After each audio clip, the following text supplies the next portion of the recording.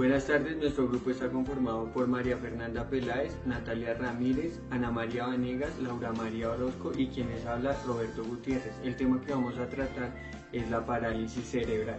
El objetivo del presente trabajo se refiere al concepto de parálisis cerebral, el cual, según Castellano, Riesgo y Robaina, hace alusión a los desórdenes motores y posturales causantes de limitación en la actividad.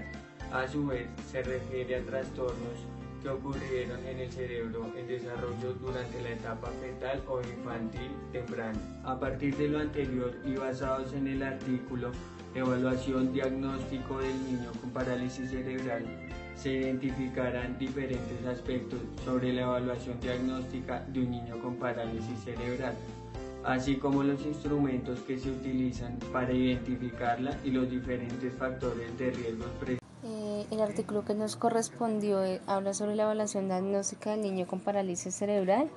El diagnóstico de parálisis cerebral es básicamente científico, aunque no existe una prueba definitiva para diagnosticar PC. Se evalúan diferentes aspectos como el historial del paciente, antecedentes patológicos familiares, riesgo durante el embarazo, el parto y el periodo neonatal. Los exámenes en los primeros meses de edad corregida pueden identificar en la mayoría los casos graves de PC, aunque no incluye la posibilidad de una PC ligera o moderada, ya que aproximadamente un tercio de los niños que desarrollan PC son identificados en los primeros 4 meses de edad. Los tipos de PC son parálisis cerebral espástica, que existen dos formas principales, es la unilateral y la bilateral.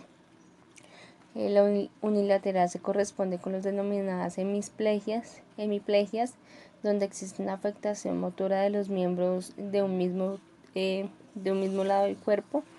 Sus causas se han asociado en muchos casos a infartos cerebrales y prenatales y perinatales. Y existen las formas bilaterales, que incluye las llamadas cuadriplegias, que es la afectación de los 4 miembros por igual, y displegias, en donde hay una mayor afectación en los miembros inferiores y ligera de miembros inferiores. Este tipo de PC es el más común, está entre un 70 y un 80% de los diagnósticos. La parálisis cerebral discinética es la dificultad para ejecutar movimientos voluntarios. Se reconocen dos subtipos, la forma distónica, que es la incapacidad para regular el tono muscular, y la forma coreotestósica, presencia de hipercinesia con movimientos retorcidos continuos de grandes grupos musculares. Y la última es la parálisis cerebral atáxica, que es la menos común. Es diagnosticada de 10 niños, solo la presentan 5.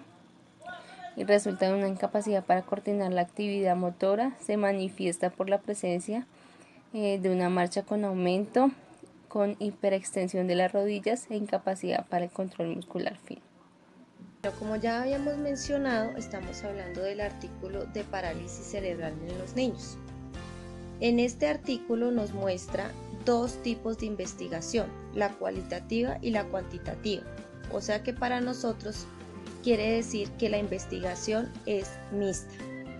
¿Por qué? Porque en todo el artículo que leímos encontramos que ellos hicieron una investigación cuantitativa respecto a los porcentajes que utilizan ahí de los respectivos resultados de la investigación que ellos realizaron, respecto a los índices de la parálisis cerebral en los niños antes de nacer, o cómo encontrarla antes de nacer, cómo diagnosticarla, qué tipos de exámenes, y la demuestran en forma de porcentaje. Y cualitativamente, en todo el ejercicio que hicieron de investigar y hacer y darse cuenta en el hospital de las madres con fetos en el vientre, con niños no nacidos todavía, estamos hablando del proceso de gestación, donde ellos realizaron una investigación cualitativa preguntando antecedentes familiares, enfermedades antes del embarazo, durante el embarazo, enfermedades congénitas, hereditarias, que influyen mucho respecto a la parálisis cerebral en el niño no nacido. Para nosotros, entonces decidimos decir que este artículo tiene las dos investigaciones. La parálisis cerebral es la discapacidad física más frecuente de la niñez. A pesar de ello, a menudo se presentan dificultades en su diagnóstico. La presente investigación toma diferentes estudios encontrados en la literatura relacionada, los cuales se analizó población con las siguientes características. Dado que el diagnóstico de la parálisis cerebral es fundamentalmente clínico, comprende una anamnesia detallada de los factores de riesgos y del desarrollo psicomotor del niño, además del examen neuromotor. En cuanto a la anamnesia, se debe hacer antecedentes patológicos, tratando de buscar enfermedades como neurológicas, genéticas o malformativas, entre otras, lo cual ayuda al diagnóstico de la parálisis cerebral con los trastornos neurológicos progresivos. Se debe indagar sobre la presencia de factores de riesgo durante el embarazo, parto y periodo neonatal. En segundo lugar, el examen neuromotor del paciente es quizás el elemento que más aporta en el establecimiento del diagnóstico de parálisis cerebral. El examen neuromotor clásico muestra por lo general una anormalidad definida en cualquiera de las siguientes áreas. Es decir, se tiene en cuenta el tono muscular, movimiento y postura, coordinación, reflejos osteotendinosos y del desarrollo. Adicionalmente, el artículo nos menciona características clínicas de los diferentes tipos de parálisis cerebral que se conocen. Entre ellas vemos la parálisis cerebral espástica, discinética y atáxica. Resulta necesario hacer la aplicación de una serie de instrumentos para determinar el grado de limitación funcional y alteraciones asociadas dentro de los exámenes complementarios. Adicional del neuromotor encontramos los siguientes exámenes: el examen neuroimaginológico, el cual es uno de los más importantes en la búsqueda de causas probables y en la determinación del momento de la lesión cerebral.